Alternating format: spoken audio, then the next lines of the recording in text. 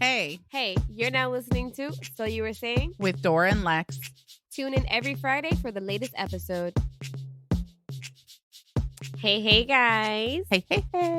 Thanks for tuning in to another episode of So You Were Saying with your host, Dora. and Lex. Hooty-hoo. You guys, I swear to God, we need to get like a bing bing sound that kind of just comes in after we do, because we just be making some crap up. I feel like it works, but okay. All right, and moving on. Guys, so we do want to address one thing really quick. One, we record in New York City. Two, that part of New York City is the boogie down Bronx. So if you happen to hear a little background noise right now, Like sirens. Right, it's a little bit normal. Until we can, guys, we're, like she said, we're the engine that could. So we just make things happen, and we get these episodes. Train engine. We're the little train that could. Engine. The new engine. But we make it happen for you guys every week, and we do our best to keep the background noise to a very minimal. You might hear some things. Apparently there's some action in the city tonight. Yeah, so excuse the background noise. That was the whole point of everything. But moving on. So tonight's topic, we are discussing actually one that we got from a fellow follower. Yes. I'm just not going to say any names. I know who the person is, but moving on. And the topic that they stated was financial. Who pays for what? Yeah, we're calling it who pays for what. But it was basically like, financial situations with your significant other. Right. Yes. Mm-hmm. So we're naming it who pays for what. Who pays for what? So, Dora, it's all you. No, it's not. Stop putting me on the spot like this. So I guess the ultimate question when it comes down to either living with somebody and being in a relationship is, are we just for clarity purposes, okay, are we going to discuss both living with someone in a relationship or being two separate households in a relationship? Because there's difference. There's a difference. Yes. Okay, I have to think about this. I think the way that we should handle it is living together. All right, let's stick with one. With one. Because it's going to be too much. It's going to be too much because I got a lot to say about the other one too. Go ahead. Okay. But when it comes to living within a significant other, what your responsibilities should be. I mean, traditionally, depending on what your culture is, many cultures say, man, protect, profess, provide. Providing 100%, man. And then the woman takes care of everything else. But financially, it's always looked at the man 100% gives to the home, and then we go. But now, realistically, in 2021, are we feeling that way? I guess it would depend on the circumstances. Right. Here's what I will say with that. Mm-hmm. Everyone's circumstances are obviously different. Of course. Right. And also depending upon how you were raised will heavily impact how you feel about that. That's true. So in that sense, I feel like it's a bit cultural. Mm-hmm. It's also a bit just individual, because at the end of the day, just because you were raised a certain way doesn't necessarily mean that you agree with that upbringing. That's true. So then that can be you're 100% different. You might have been brought up where the man provides everything financially, but in your head it's like, no, I don't want my man to take care of me because I'm an independent woman. I can do it myself. Right. Or you're like, my father paid for all the bills and you need to pay for all the bills, period. And do what you're supposed to. And act accordingly. Hello. What you look me at? What do you think this is? Not this house. So, I mean, I guess for me, it would really just depend on the person that I'm dating. Okay. Mm-hmm. Right? And everyone is so... It's tough trying to figure out your role in that if you're living together. Because living together, it takes on a lot. First of all, you're now sharing a space with someone. Right? And depending on where your background comes from, you could have been a solo individual where you were comfortable in your own space, and now you have to share the space with someone. And then it's kind of like, okay, now we're sharing this space. We need to discuss finances. Right. Because for some people, the role, they fall into a role without discussion. Without any type of communication, it falls upon the person, the finances, and it being mostly the man, unless you're, woman and woman and man, then that's a whole different story. At that point, I don't know. I don't know the dynamics of that. Right. So now this is why, I mean, growing up with a Catholic background, there's such a thing as, I believe it's called pre-cana or marital counseling that you get before you actually go and, you get into marriage. But one of the main topics comes down to as, did you describe and have a whole conversation and communicate about finances? And just also just living arrangements altogether. Right. So who's responsible for what? Right. Not just financially, but as a whole in the house. Right. Who's taking out the garbage? Who's cleaning up? Who's doing laundry? Who's cooking? Who's, taking care of the child? If the child is involved, who is doing... There's so much when you live with... And at this point, we can discuss, both her and I have lived with individuals in our past. I ain't gonna go too far, but we have definitely cohabitated with these people. Yes. So yeah. But my point to it is that's why a lot of marriages don't make it past year 1 and 2 because those are the two. Those weren't discussed prior to sharing that space. Communication wasn't given. Yeah, when you move in with someone, it is like a different ball game, bro. But you also have to and this is one of the things that plays out in this. When you move into someone, there is no way, shape, or form that they can continue to give you that, what I call representative of themselves. Right. When you're in their space, you're gonna get a whole different person. Right. Whole different person. See, they can give you, when you're not living with them, they can give you the cookie cut version of them. Right. They can show you what they want. What they want you to see. They filter a lot. Right. A lot. Even if you feel like, I know this person through and through, you do not know an individual until you live in their space, because that is their place of comfort. Right. That is their place of, this is me, this is my home, and this is where I can be 100% myself, regardless of who's around, because this is my space. Okay. So now I feel like we're tiptoeing and kind of like stepping into a whole different conversation. So let's just bring it back.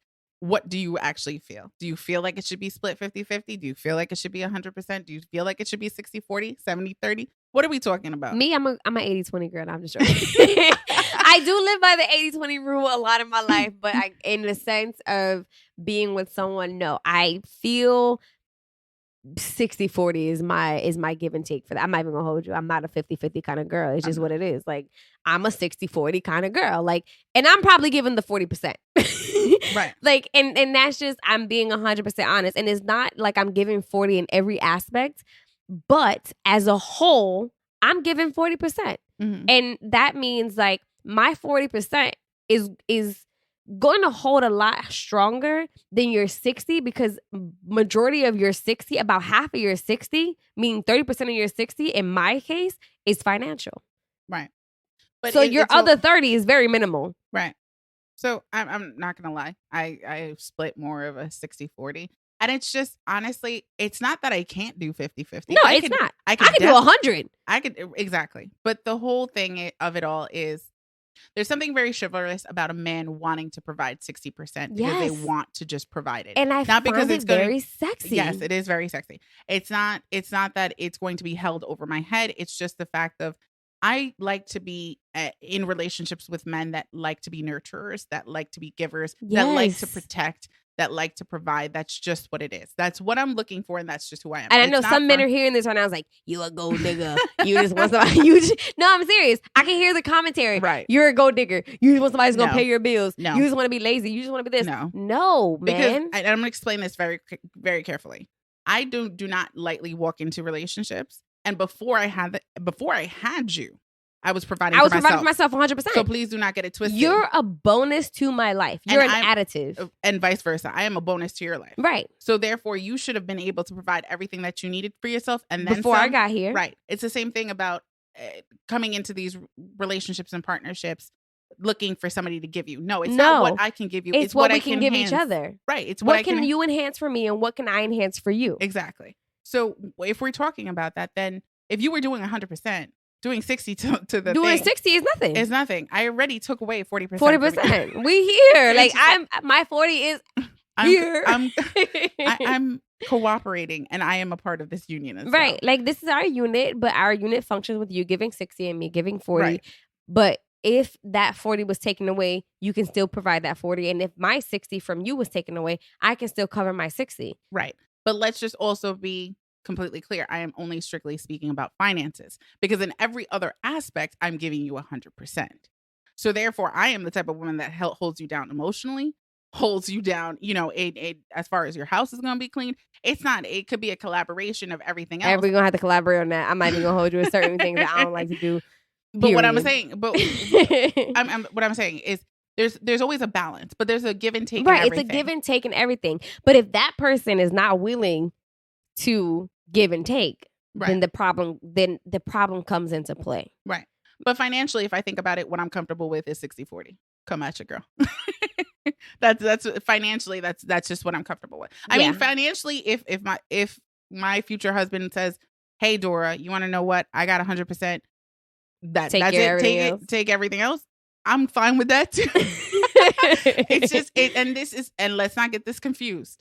Just because I'm saying financially 60-40 split does not mean that I'm not working or that I'm not providing. Even if my husband was providing 100%, right, I would still have my own endeavors. And that's just personally as the person that I am, I need to be working and hustling for my own stuff. Right. That's just the way that I feel comfortable. That's what makes me happy, and I enjoy working. So I will continue to work. Right. But if my husband has the means to take care of me, then that's okay. Like, I don't feel like any type of breakdown between couples should be frowned or looked down upon. Right. Absolutely. It's just like, it's whatever works most conveniently for them. But if you're asking me realistically, and you have to be comfortable with it. Exactly. I mean, yes, if you're not comfortable with it, okay, whatever. But for me, if my husband says, "Hey, Dora, 100% is covered," I'm going to say, okay. So then, therefore, my money that I'm making, I'm investing and holding us down somewhere else. In the future, when we retire, guess what? It's not only what and it also has to be a we. And I feel like that's the thing that a lot of people lack. It's always I, me, my money, my money, my money. No. It's our money. It's our money. Mm-hmm. Whether we're married or not, if we agreed to cohabitate. Listen, I'm tired. But if we decide to live together, correct, you are agreeing that this is what you're committed to, even if it's not forever. Whatever. Like if you feeling like it's temporary, okay, cool. But right now, in this present moment in our life, we're here. We're in this unit together. So we need to figure this out. Okay, so I guess. No, I have to, because one person could be. I'm gonna explain. I wasn't done. Mm-hmm. I'm gonna explain. One person can be we, us, our, now, forever. Mm-hmm. But the other person might not be that way. And there's not always you can't always tell.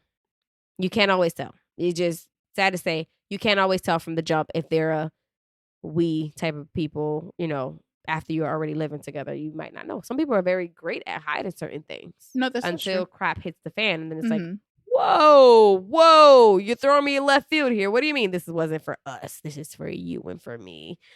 I missed something? So that's my point. But go ahead. What you were saying? Oh, no. I was going to say something, but I can't say something without having to express other situations. And I'm just going to, I don't want to go there. But not tonight. Not tonight.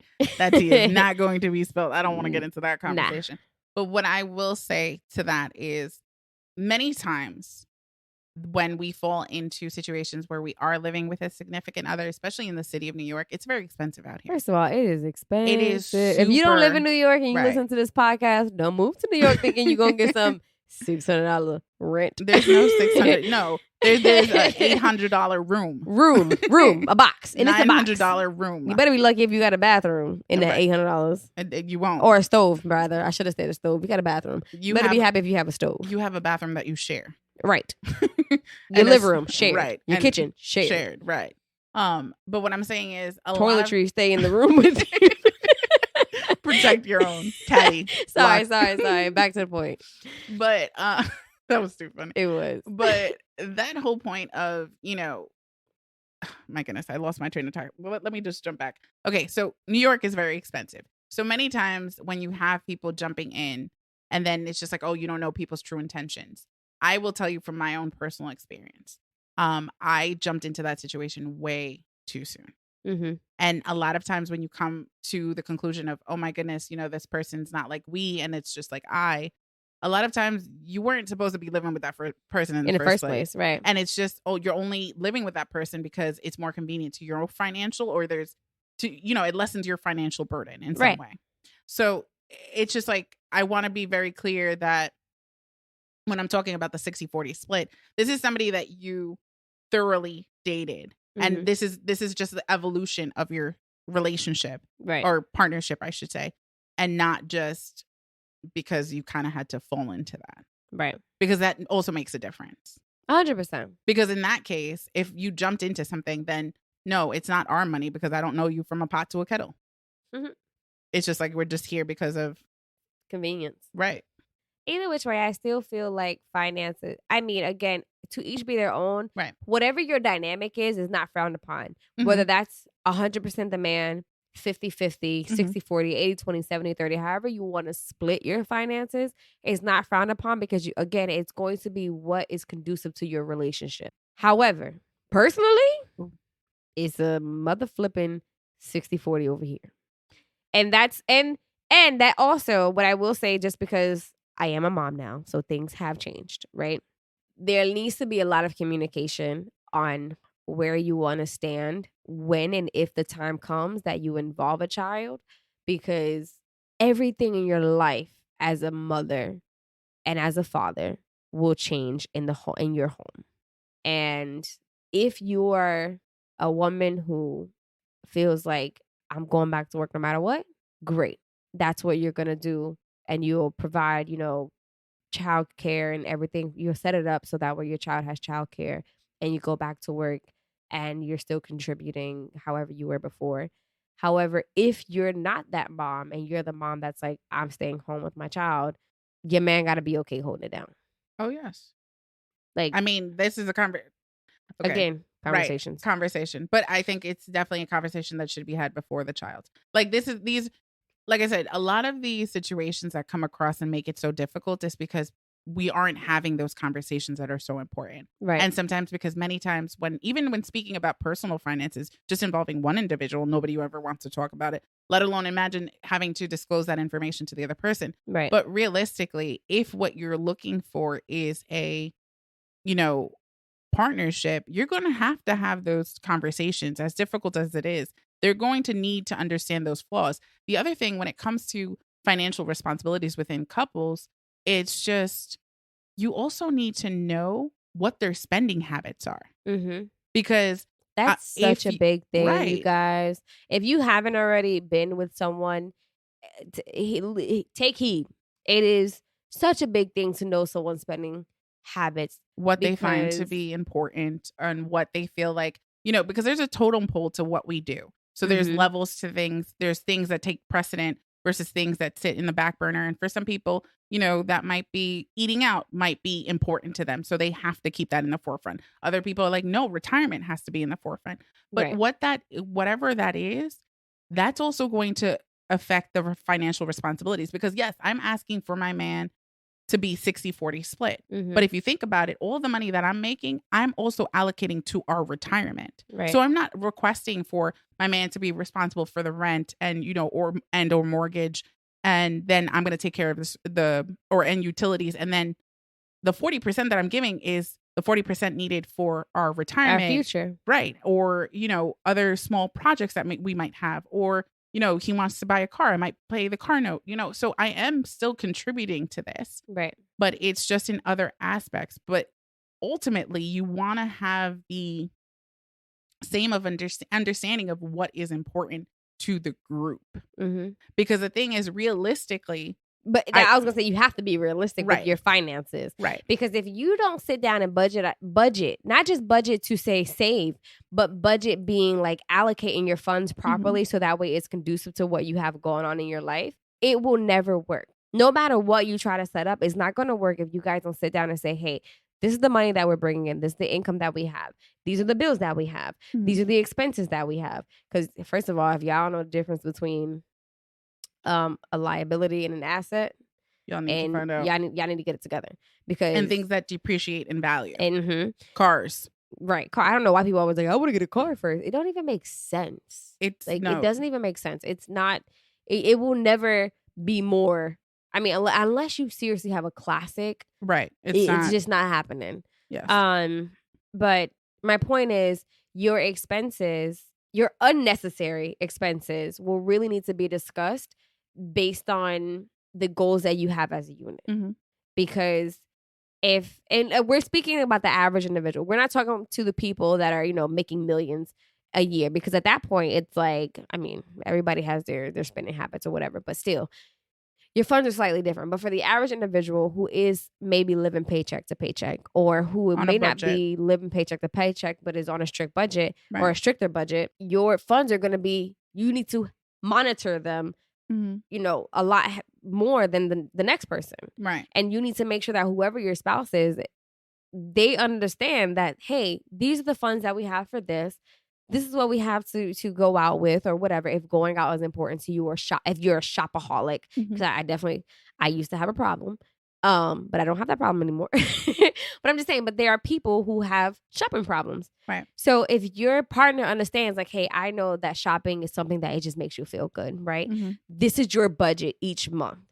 Right. Do not put a burden on the relationship by going over that budget if you guys have already discussed that this is what it is. Okay. And that is a great point to lead me to my breakdown of how this works. So ideally, the way that I see it, and the way that I've always strived to be, is if I'm going to be in a committed relationship with someone where we're living together, the split, or ideally in a marriage, the split should be what I believe is you have two joint accounts, one being a checking, the other being a savings. Those accounts, money does not move out of them without both individuals being okay with the movement. Okay. Then you have two other accounts that are individual to yourself. Okay. The checking account the joint checking account is used to make all payments to the home or anything collectively. The joint savings account is a joint together that you have for your retirement together. Now, outside of that, if you also want to have individual savings accounts or children's savings accounts, I don't have a problem. But I think for me, I've always ideally broken it down that way. Some people don't agree. Some people do. But I feel like if you're actually going to say that it's ours and we're going to work together, then there has to be an understanding of that. I do not disagree or agree with that statement. What I will say to that is you have to be careful with joint accounts. Only because, even if you're married, some people have a heavy spending problem. Right. If you know that you're with an individual that is not financially literate or is just not great with their not just financial literacy, but just they have poor spending habits. Right. I'm not about to sit here and allow you to be able to have access to the account to see how much we have in that account. You don't need to know that. No. Okay. But that, again, that has to be discussed, right? It has to be discussed.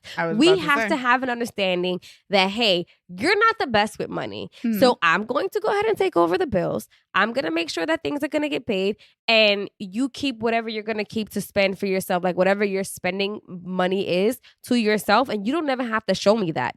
But I need this amount of dollars each, week, month, whatever, however your bi-weekly or weekly, your paychecks are, to allocate towards these bills. Right. Period. And towards this saving account. But you will not have immediate access to that because you have a spending problem. Right. But realistically, and coming from me as a person, I do well as far as like monitoring my finances. Like I know when to say, Dora, stop it. Uber Eats is not your friend this week. That's right? me. Uber Eats. And I've learned that through the years. I've learned that through the years for many reasons, but I've learned that through the years. However, if I marry somebody, or if I'm, go into that committed relationship with someone and someone is better and they want to do a whole joint account and finances and looking out for the future, but you're going to then tell me that I'm not going to be able to see what's in that account. Oh, no. That's just me just being me and protecting my bottom line. At the end of the day, it is ours, but I'm not going to lie to you. I'm not going to be comfortable. Even if my man is better at finances, I still need to be able to have access. I have worked equally as hard to put into the pot. I'm going to need to know what that pot has. Again, not everybody's the same though. That's fine. But what I'm saying is, this is why it's just, I understand that you come into those situations where you know, you have those individuals that are poor, that have poor spending habits. But then that's why it's just like, okay, then I would say in a different way of, you're still going to be on the account, but you're not going to have a debit card to that account.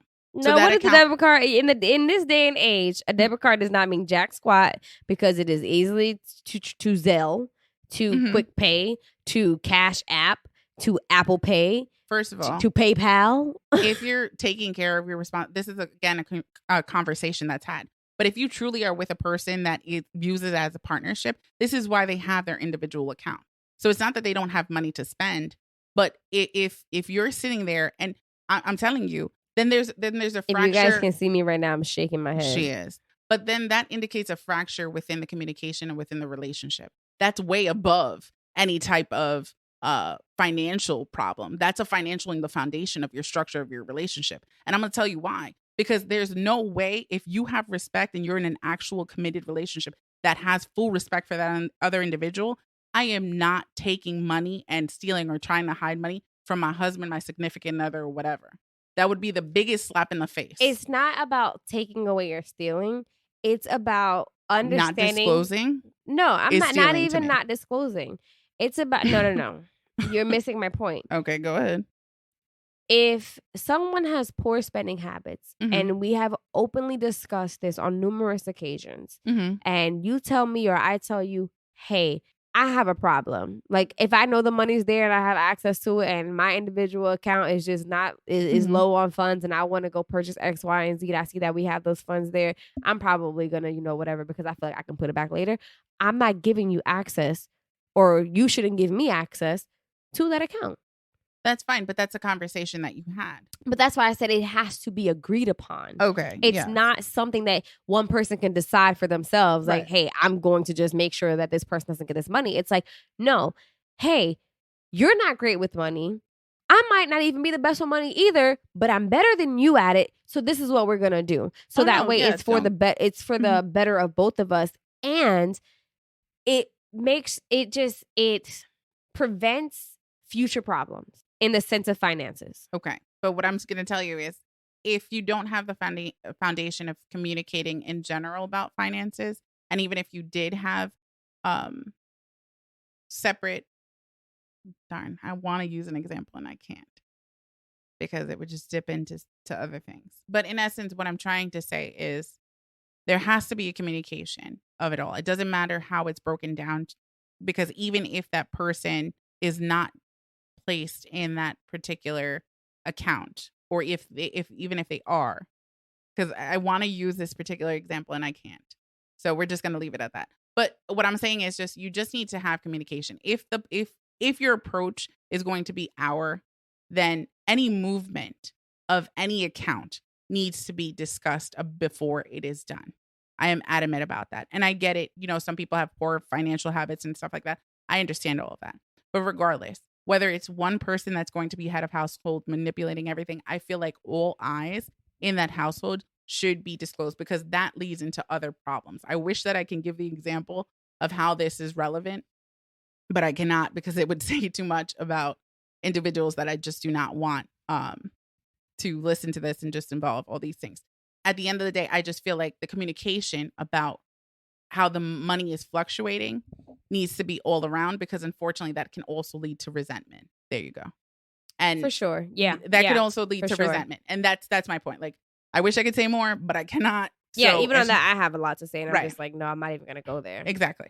So it's just like, I understand that. And as long as there's communication, and as long as that person feels comfortable, then that's fine. But the reason why I've always seen it that both individuals need to be, I have eyes on that, is because a lot of times, and from my own personal experience, it has led to resentment. And unfortunately, that resentment that comes in is rough, because sometimes things end up changing. Like I said, your significant other can sometimes be your man sometimes is up and sometimes he's down, and sometimes he's down forever. And then you got to hold them down, and then you feel some type of way about how the money was being spent beforehand.